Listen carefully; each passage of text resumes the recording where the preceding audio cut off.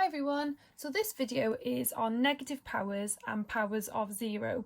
So if I'm ever teaching this, I always do it this way. So I'd always go through this series of questions and then I would ask you what's happening each time and then we discover what would happen when we get into the negatives. So I'm going to go through that with you now. So what we're going to do is we're going to write out fully what 2 to the power of 5 actually means. So it's 2 times 2 times 2 times 2 times 2.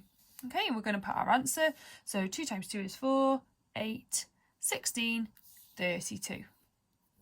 Okay, so now let's do 2 to the power of 4. So 2 times 2 times 2 times 2. Okay, so that gives us 16. Okay, the next one, 2 times 2 times 2, 8. Next one, 2 times 2, which is 4. So I'm going to pause there a second. I'm not going to go any further. So what I want us to look at is what's happening each time. So the answers I get are that this is half every time, which is dead right.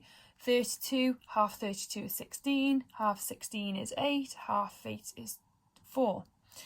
And the other thing is that people say is that, miss, there's a 2 taken off every time. So we can think about it that way as well. Now, what I try to tease out of them is that it's not half and it's not about taking a 2 away each time. The method is that we're actually dividing by 2 each time. Okay, so divide by 2, divide by 2, divide by 2. And so I'm going to divide by 2 again. So I get rid of one of the 2's, okay? So I'm just left with 2. So whenever there's a power of 1, it's just itself. And we know that because from some of the other videos where we've looked at powers, whenever it doesn't have a power, when it's just the single digit, it means that there's a power of 1, okay? So now, what happens when it becomes the power of 0? We're going to divide by 2 again. Well, here I'm doing 2 divided by 2, which gives me the answer of 1. Okay, so I'm not going to write anything in this part because I could write 2 divided by 2, but I don't want to confuse you.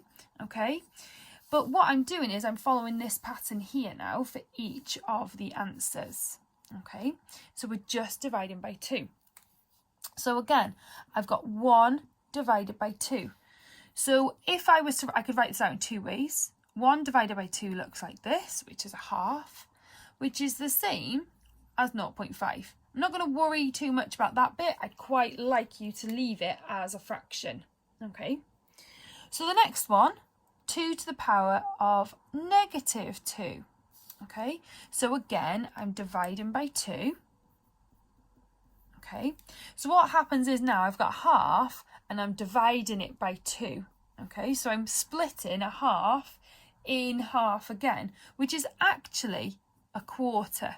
Okay, with this one, I want us to look at this carefully. Okay, where if I didn't know that half divided by 2 was a quarter, well, how would I figure that out from this? So let's have a look at what's actually happening. So when it's a negative, okay, it turns it into a fraction. Okay, right, so we've got that bit.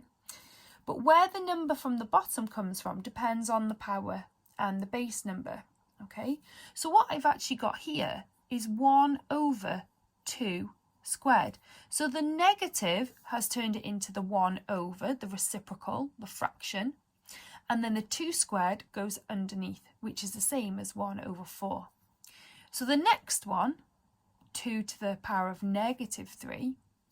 So I've got 1 over, that's the negative part, and then 2 cubed, which is the same as saying 1 over 8, which is right because half of a quarter is an eighth.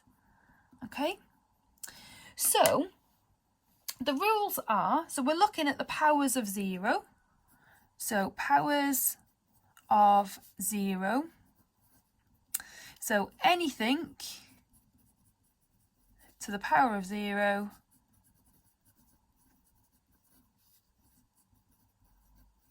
is 1. So it doesn't matter what it is. It could be 3 million to the power of 0. It could be x to the power of 0.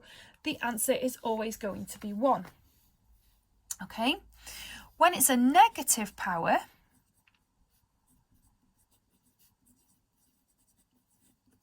the negative turns the number into its reciprocal. Okay, it turns into a fraction.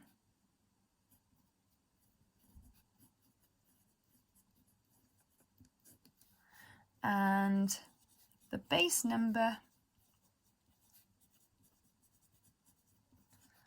and power become the denominator. Okay, so let's have a look at one where it isn't a power of 2. Okay, so I'm going to do the same thing again, but we're going to do it with 5. So I'm going to do 5 cubed, 5 squared, 5 to the power 1, 5 to the power 0, 5 to the minus 1, 5 to the minus 2. Okay, so we're not going to do quite as many. What I want you to realise is that it works in exactly the same way, it's just a different number. So 5 times 5 times 5 is 125.